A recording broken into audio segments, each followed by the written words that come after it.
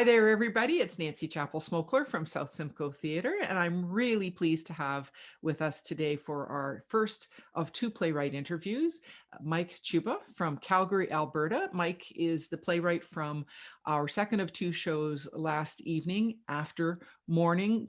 Welcome, Mike. Hello. Thanks for inviting me. Well, we're going to get right started with the questions, but I would like to tell people a little bit about you first. So Mike is a writer, a director, producer with a Bachelor of Fine Arts and a Master of Fine Arts in playwriting. Originally from Montreal, he's now based in Calgary, and he teaches performance, creative process, and theater practice at the University of Calgary. He is also the founding member of a performance research and new works artistic collective in Calgary called Dancing Monkey Laboratories. So again, welcome. We're really happy to have you with us here, and thank you again for submitting your play. We were really interested in it, and it was great. Thank you very much, and much appreciated for championing the work, for putting it up. It was a great reading last night. Kudos to the actors and Diana for directing it. They did a great job. Thank you, and we got lots of positive feedback as well. So we were thrilled to have it. It was very interesting, fascinating work. So the subject of the play is something that maybe not everybody is familiar with. I think people certainly know who Vincent van Gogh is, but maybe less so Joanna Bonger. So how did you decide to focus on this aspect of the painter's life, and what made it such an attractive subject for a play? Which is a fantastic question, because we are kind of dealing with a extremely famous painter, but on the periphery. And so my focus really wasn't Vincent at all. He was part of the package, yes, but it was mainly when I learned about Joanna's story only about 4 or 5 years ago myself, and the fact that the way that she collected the work and held on to the work and championed it and fought for people who really were telling her to get rid of it after Vincent died and after Theo died, and she refused. And I've done a few plays on historical figures, and when you do the research, I'm always fascinated that it's a question that I kind of ask myself all the time is who decides who gets remembered and in which way. And in every era, there are artists that are brilliant, maybe better than the ones we remember, and they're completely forgotten. And that's a matter of chance, that's a matter of politics, it's a matter of, who's got better friends in the media that can write articles that then we can then research. So there's, we know the greats in quotes, but I'm sure there are, for every great artist that we study and remember and consider important, I'm convinced that there are 10 to 20 others that were just as good, if not better, but just we've lost them to time. And as an artist myself, I really understand the importance of championing work. And when I heard Joanna's story and the struggle that she went through, it resonated really deeply. And I wanted to make sure that her name was firmly attached. I mean, hopefully the play gets done and widely kind of viewed, but I wanted her name to be firmly attached to the legacy. Because at the time, he was a nobody. Vincent van Gogh was a footnote. And I've kind of made reference to this, without Joanna, I think like Van Gogh becomes a footnote in Gauguin's biography. Gauguin spent 2 months living with this crazy artist, and we don't really know who Vincent is. Maybe he gets discovered at some point, but not necessarily to the extent that we know now. But because of Joanna, because of her determination, because of her intelligence, because of her fierceness and kind of courage to stand up to all of these forces that are telling her to, don't do this, or this is a waste of time, or how could, you're just a woman, what can you do? And she didn't listen to any of it. And there were doubts and there were struggles, absolutely. But when I heard her story, it was a bonus that Van Gogh Vincent was attached to it. But his story has been told, a number of times and really well. I wanted to tell Joanna's story. And we're really glad that you did. It was, as I say, it was fascinating. And I think it does speak a bit what you were saying to the idea of, there are the greats that are out there, but behind the greats, there are these people who are propping them up and pushing them forward and helping to distribute and even create their legacy, which I think is definitely the case in this particular subject matter. Now, the play was first published in 2019. And of course, this was well before the pandemic was on anybody's horizon or radar. Now, up until now then, including ours, how many productions have you done of it? Well, it's not officially published. So it's not, you can't buy it in stores or anything like that. Unfortunately, yet. And I haven't had a full production of it because I was just starting to really kind of push it, and then the world fell apart. But this is, including last night, this is the 4th staged reading that we've had. And the first one was a collaboration with the Glenbow Museum here in Calgary, in downtown Calgary, which was a fantastic day. And a really great idea that I got from a friend of mine in the States who ended up doing the reading in Texas, but she was like, why don't we do this in a museum? It's that kind of value added to staged reading. It's connected to fine arts. We can cross-pollinate audiences. And so that was the first reading. I think that was last November, November 2019. And then there was a reading in Red Deer, Alberta, at the public library there, which was a really great afternoon as well. Then my friend who's produced one of my earlier plays in Chicago, and now she's in Texas, and she produced a reading at it's called the Art Studio Inc., which was this kind of giant art studio place. And I'm what's exciting with this is that, yeah, it's theater and it's a play, but there is this other audience and other community that exists that would be an audience for this work as well, and that doing it in an art space, doing it in a museum, presenting it this way has a lot of value, and that's exciting as well. And that was, I think, last February, 2020.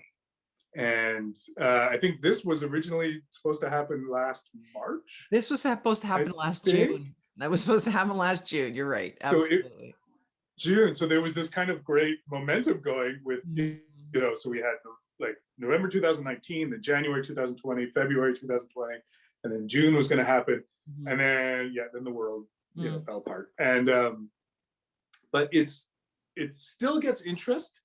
It's, and just even, I mean, kind of in a business sense, theater sometimes struggles to promote new work because you have to kind of educate an audience, or it's a brand new story and people might not be too sure of what they're seeing. A play like this, what's great about kind of champion Joanna's story, but you can market the Van Gogh angle.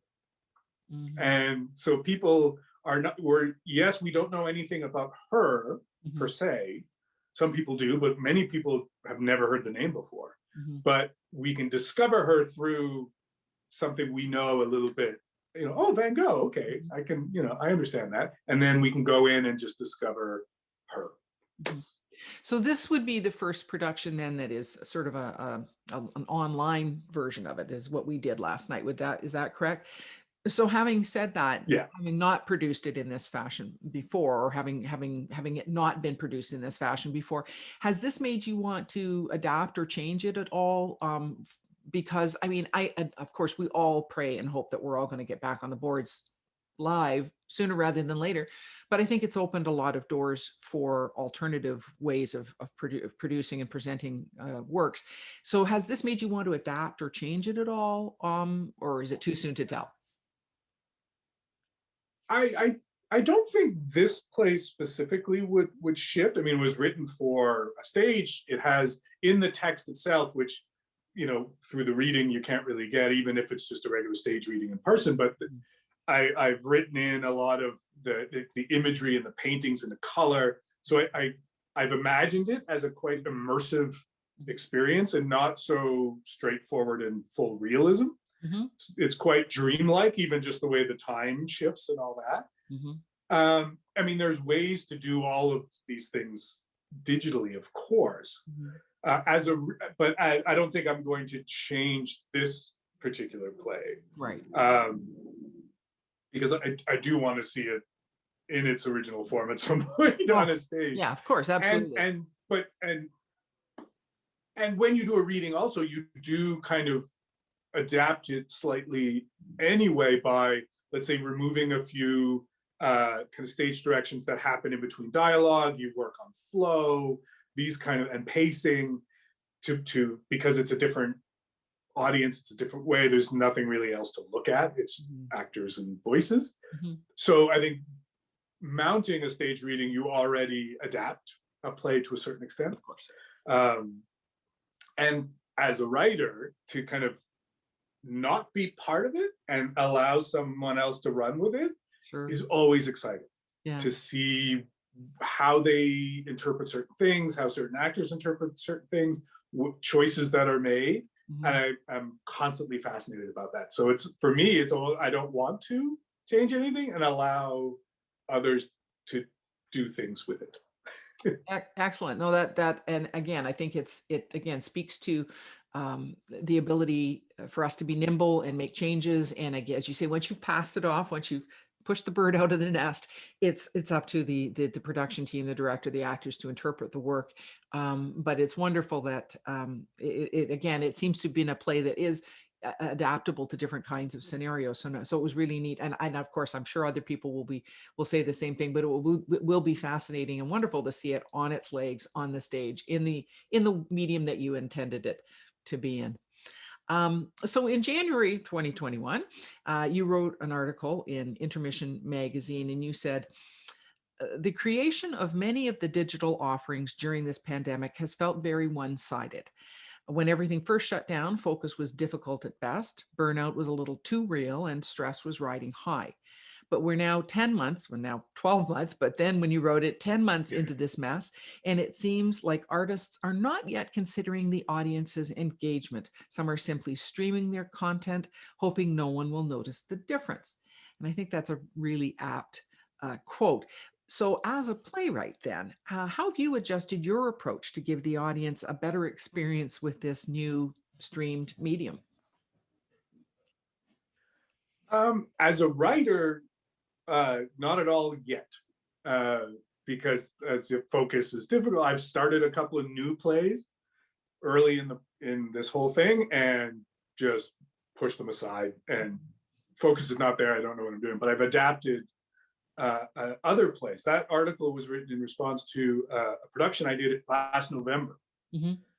We got a grant, luckily, by the Rosa Foundation and Calgary Arts Development, and myself and Will Knoll and Tim Nguyen got together and wanted to explore digital theater because I was seeing a lot of things that were happening online, and 1 out of 10 was interesting. And it sounds harsh, but it's, I mean, this, everyone was kind of trying to figure it out in real time.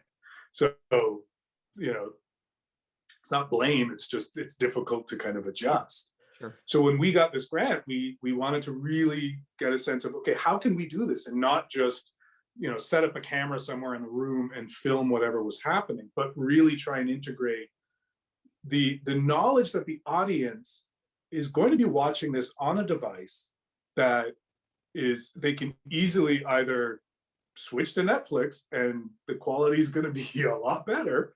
Mhm. Especially, and because of Netflix and all these streaming services, we are a little bit more used to clicking and switching and jumping around because we didn't rent it at a store, so there's no kind of investment for film in that regard. Like, oh, let's sit down and watch this. And so we really wanted to make sure that we understood that, and that somebody could also be watching this on a phone sitting on a bus Mm. because it was live streamed. It wasn't recorded. The work we were doing in November, which was a play called Like Tom Cruise Loves Running. Okay. And so we really wanted to make sure that the audience engagement was kind of our first priority, how they were going to see it. And then we had to adjust what we did on our end in the room live, how we filmed it and broadcast it to accommodate that reality that the audience will be watching from different places. I had a friend in Montreal who had her laptop on her counter and she was cooking while she was watching the play, because you're going to be doing other things, right? It's not in a theater. We're so used to, we go, we sit, lights dim, show starts, and we're kind of captive as an audience. You know, we can leave if we want, but normally we'll sit there.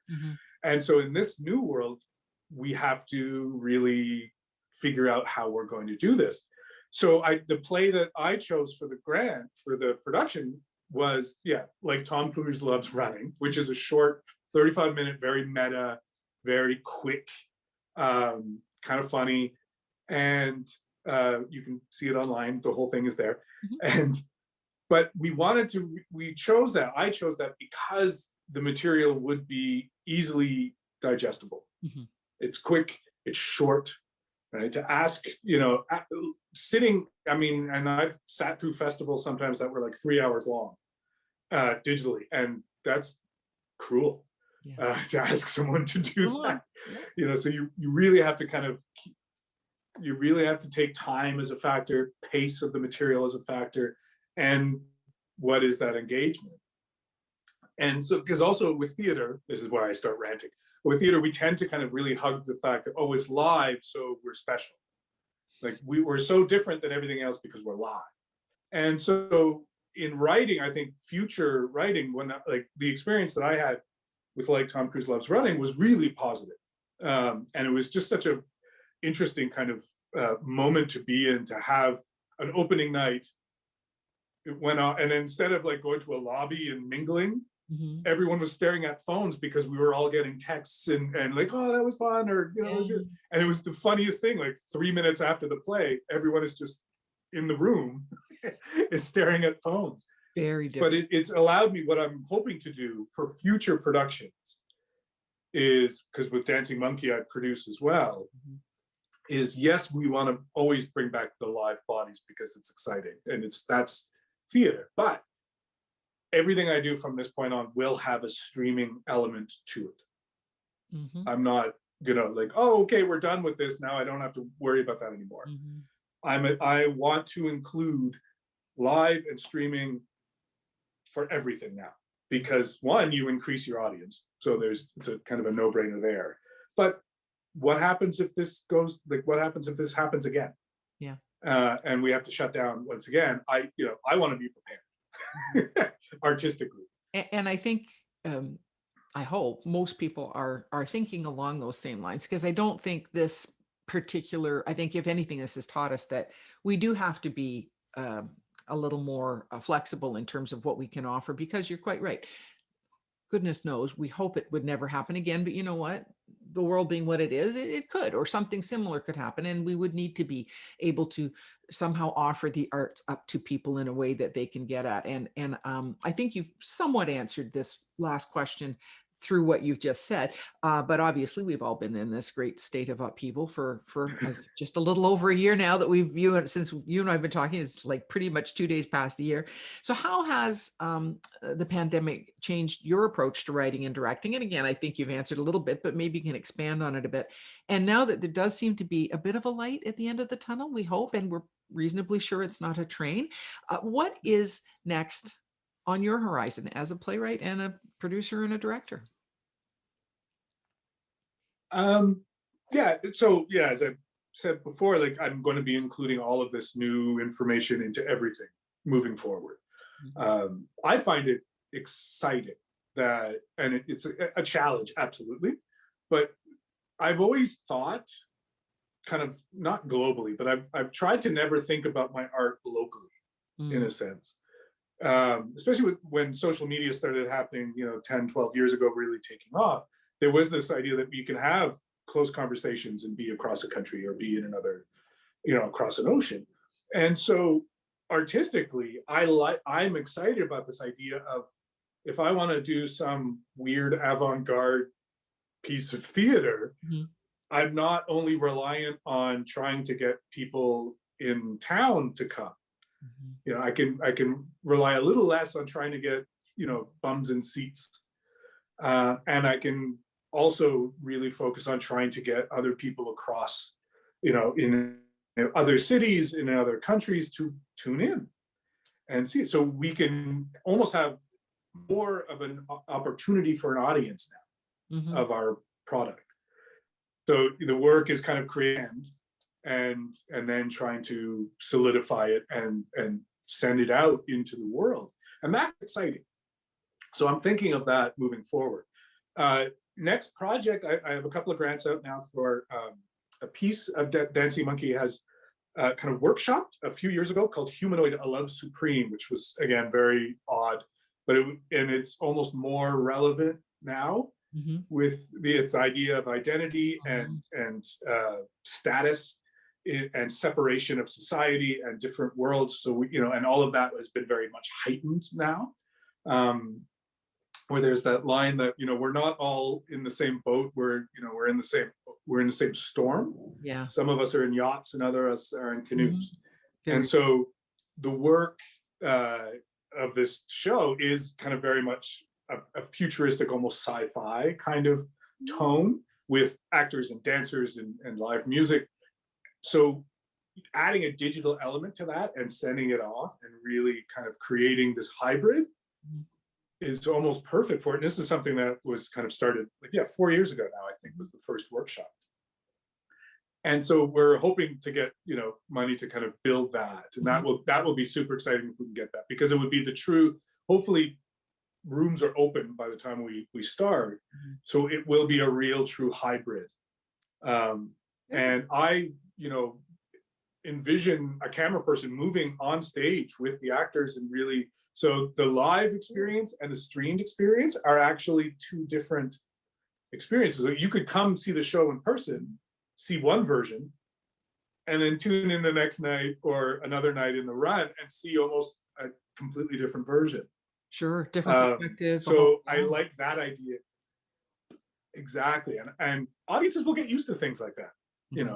When you go to let's say a big rock concert, the lights aren't hidden, the soundboard isn't hidden, nothing is hidden, right? We see the board there on the floor, we see all the rig. So theater can do this as well. Sure. And so that's where I'm leaning.